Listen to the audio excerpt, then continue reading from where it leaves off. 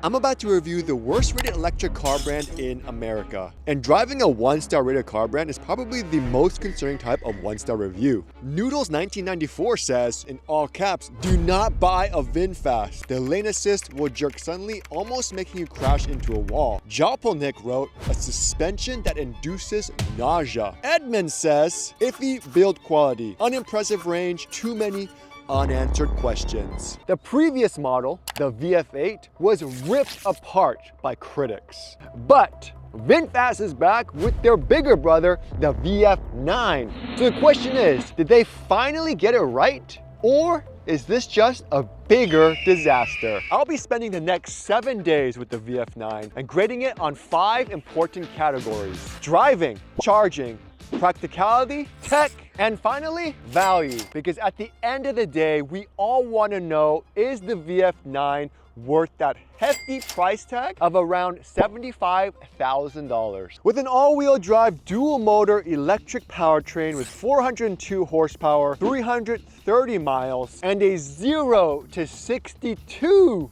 time of 6.6 seconds. Yes, 0 to 62, it's on the website. They also sell e-bikes apparently. Immediately when I put the car into drive, What? I already put it into drive and it said emergency braking degraded. and for the rest of the week, the alerts and notifications didn't stop there. But more on that later. There's 3 drive modes in the VF9. First, Eco mode. The throttle response is noticeably dulled and there's a delay between pressing the pedal and the car actually moving, which I only thought was normal in gas cars. Okay, we got a tight turn coming up. It's like a I night. can't move forward. the acceleration lag. In normal mode, you still have that same acceleration lag, but it feels the most balanced out of the 3. Steering and suspension stays the same. Oh, the steering is so. It's so. Oh no. Sport mode still has the initial lag like a gas car, but the throttle response is super sensitive, so there's no in between. 0 to full power instantly. It's either asleep or trying to launch you into space, which can make the ride feel jerky.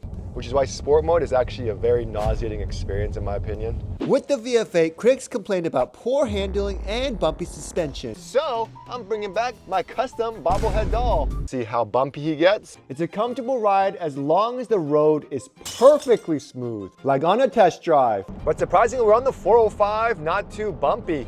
Like look at the bobblehead. Throw in some bumps and it gets interesting fast. Oh, my fuck! This thing is so bumpy. Oh, whoa, oh. The dampeners need some work. So it's definitely a very floaty ride. That's the best way to describe it. I feel like I'm on a boat. All right, see how it handles on the turns? Look at that. You feel that roll, little Lee?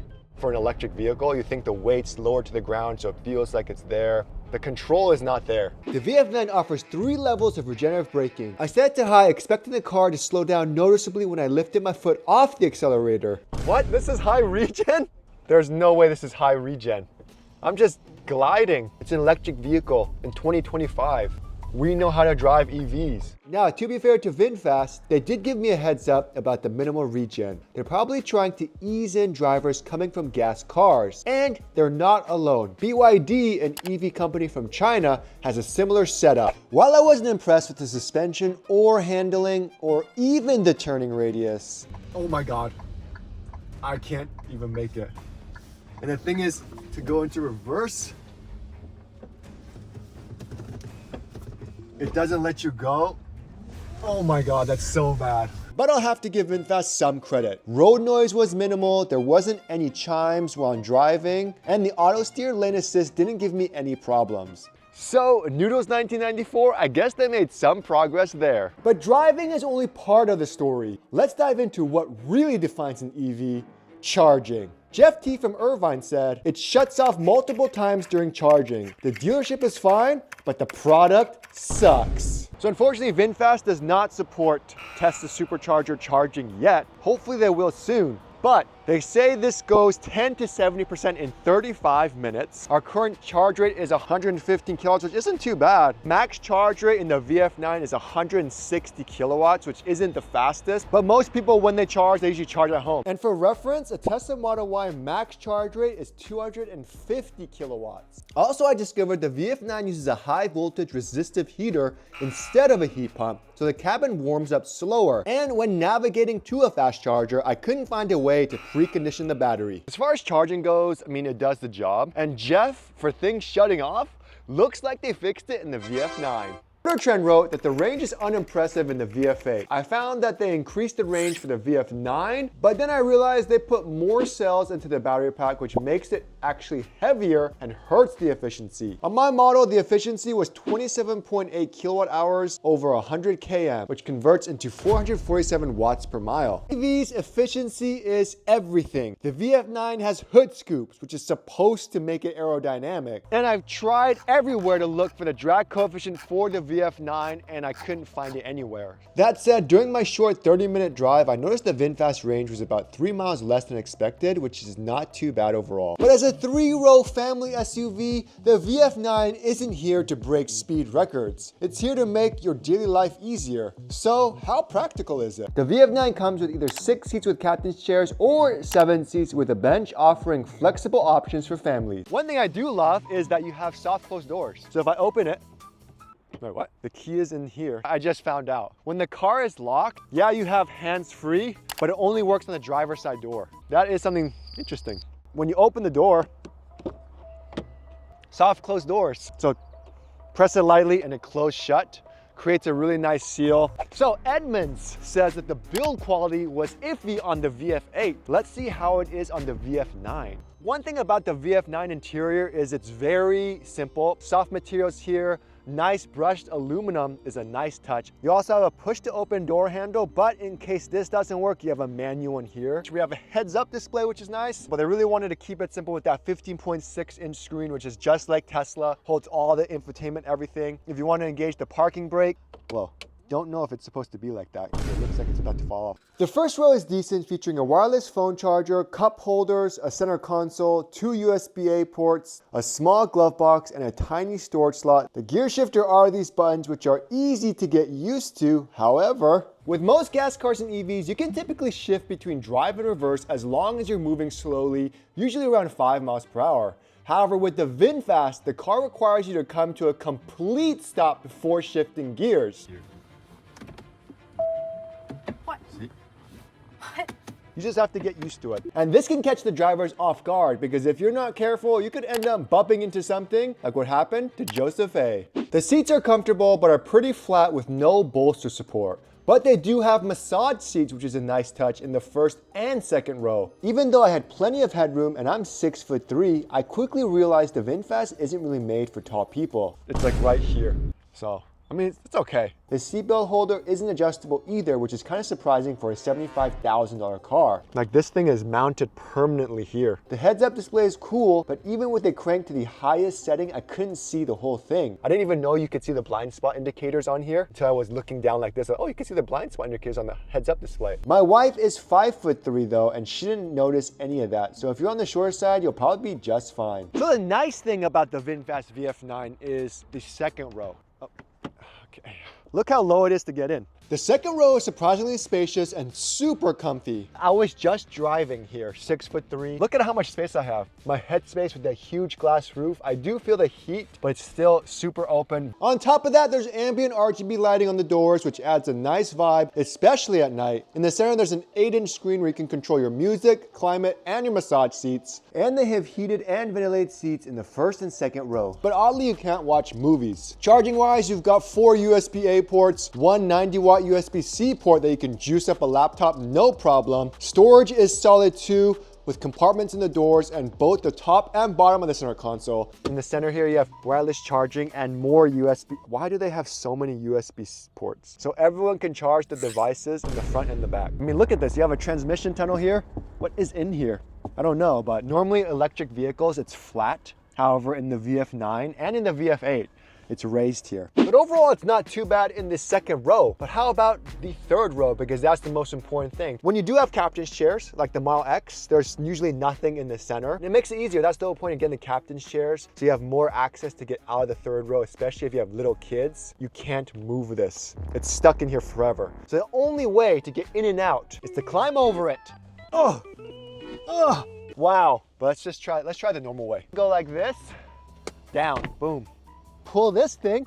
This is the traditional way to get in and out. I remember, like back in the 90s. I was watching this other YouTuber. She was doing a review on this car, and then she did get her finger stuck in there, and it looked like it hurt. The third row has a window, air vents, USB ports, cup holders, and even some storage. Headroom is amazing. Wow, it's actually very nice. Pretty good space. It's just kind of weird because I have to be up like this. My legs are flexed in this really, really high position because there's no way for my legs to go flat. So that's why it would have been nice to have captain's chairs where I could just go like this. Just be like, hello. I could see I'm gonna get a little hip contracture. See, I told you it's so high up. My knee is at my face right now. Look at this. This can't be legal. And they do have a kick to open the trunk. However, in my testing, I found it never worked. Trunk space is decent. I like how if you want to put the seat down, you have a latch here, 110-volt outlet, and you also have a 12-volt cigarette outlet. That is nice. They also have hooks if you wanted to hook something down. I don't know what this is. What the heck is this? Is that supposed to open? Not a lot of sub-trunk space, but you do have something, which is nice. The trunk in the VF9 closes so slowly. Watch.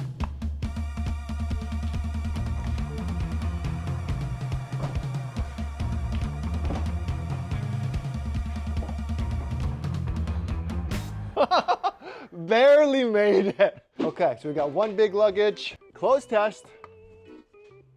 One eternity later. Been slow. Huh? It does this every now and then. Kind of glitches out on me. Nope, doesn't close. How about a more standard size luggage? Nice. And again, we do have a small sub trunk down here. It gives you like more space. So you could definitely fit two small ones for sure. With the third row down, it fits 4 big luggages and 2 carry-ons, which is not bad. And let's not forget about the front. Some EVs don't offer it at all. Perfect for your charger as well as storing your hat if it's super, super sunny like it is today. But that's pretty much it. This is all the storage space you get. But it is nice that you do get a front. So Edmunds, I have to say, VinFast has definitely made progress with the VF9's build quality. There were a few minor things that stood out, like a loose button, some trim that fell a bit off, and the headrest fabric that came across as a little cheap. Nothing too serious on the physical side. Where things started to fall apart for me was the tech, and that's where I ran into some bigger issues. One thing I immediately noticed, everything just feels slower. Whether that's good or bad, I'll let you decide. Even something as simple as opening the door takes an extra second. The screen is slow to load, and the 360 panoramic camera system takes over a minute to fully activate. When it finally does, it feels unresponsive and the image quality is low. Only the rear view camera works right away. So I've driven Chinese car brands like the BYD, and it kind of reminds me of the BYD because the UI in the VinFast is nothing really similar in any American car company. Like for instance, you have all your driving assistance stuff here on the left side. You have this P exclamation mark, and then in front of that, it's overlaid with the press brake to start. You can show the maps, and this is a very important thing, especially if you're driving an electric vehicle. So if I want to get pho in San Jose, let's see if it's gonna know how to navigate me. What? Another thing I ran into, this cell signal took a while to kick in, so navigation was basically useless for a bit. When it finally works, navigation shows charge time and lets you filter for fast chargers. I have to stop at a Ken Grody Ford dealership. I don't know anyone who charges at a dealership, but at least they tell me where to go, which is nice. Another interesting thing I found is you can't use the keyboard while driving, which can be frustrating, especially when you want to input a destination on the fly. Hopefully they fixed this with a software update. Also, there were multiple times where it'll say it's offline in areas where I typically have service in any other car. And I think that is the one most important thing, especially if you drive an electric vehicle. You need a good user interface for navigation and for charging, because it's not like a gas car where you can just go anywhere you want. You have to navigate somewhere. The car has to know how to precondition the battery. So unfortunately, that just isn't cutting it right now. Luckily, software updates, which is great. One software update they should make stat is their creep mode and auto hold function that people have been complaining about since 2023. When creep is on, the car behaves like a traditional gas car, meaning you need to keep your foot on the brake at a stop to prevent it from rolling forward or backward. But I also found it would still creep even when creep was turned off. But honestly, this is the biggest issue with my car. If you're on a hill in reverse, it'll actually roll forward like a manual car. The only thing that keeps it in place is auto hold, but it only kicks in once the light turns green. And that takes holding your foot on the brake for a solid 1 to 2 seconds. What? Oh my, that's so weird.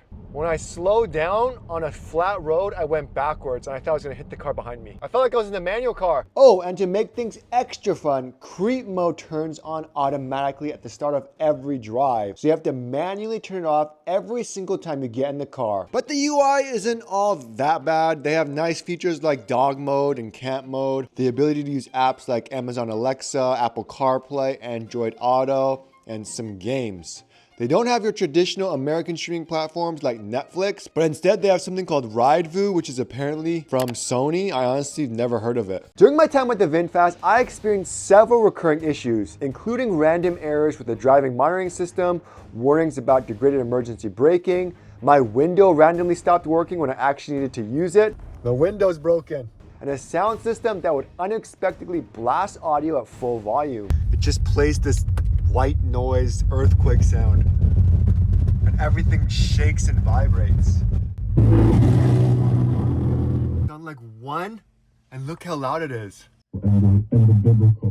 Doesn't make sense. I'm so confused. But if anything does go wrong in your VinFast, you have a 10-year warranty, 125,000 miles. And if you have any problems servicing the VinFast, they only have 4 service centers in the West Coast alone. They do have some scattered across the US, but a lot of them are on the East Coast. A lot of people called the VinFast the worst car they ever reviewed, and some even gave it a 1-star rating. But honestly, it's not that bad. It just feels like you're driving a car from like the 90s. And let's be honest, it's not VinFast, it's VinLaggy, even in their latest VF9. What's the point of having a camera if you can't use it? Here's the thing, like, if you test drive a VF9 once, you don't notice any of the issues, it seems like a great car. However, I had the car for a while and the smaller issues started piling up. For example, something weird like my gear shifter button stopped working in the middle of the street, and it went away after a few seconds, but it's literally something that should never even happen in the first place. It also tries to be a gas car by accelerating in reverse by itself. I mean, that said, it has the fundamentals, decent range, good interior space, but weirdly for a car that's been out for over 6 months, there's barely any reviews. I was not paid by VinFast, I was just loaned the car, and I genuinely wanted to like it because it's one of the first electric vehicles from Asia